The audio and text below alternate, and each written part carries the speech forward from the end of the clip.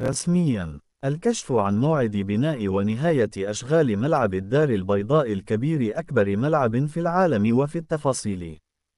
كشفت مصادر إعلامية موثوقة عن موعد بداية الأشغال لبناء ملعب الدار البيضاء الكبير ببن سليمان، أحد أكبر الملاعب في العالم والذي ينوي من خلاله المغرب الظفر بسباق احتضان نهائي كأس العالم 2030. وحسب جريدة ميديا 24 الناطقة بالفرنسية، فإن أشغال تشييد ملعب الدار البيضاء الكبير ببن سليمان ستنطلق قبل متم هذا الشهر وستنتهي سنة 2028.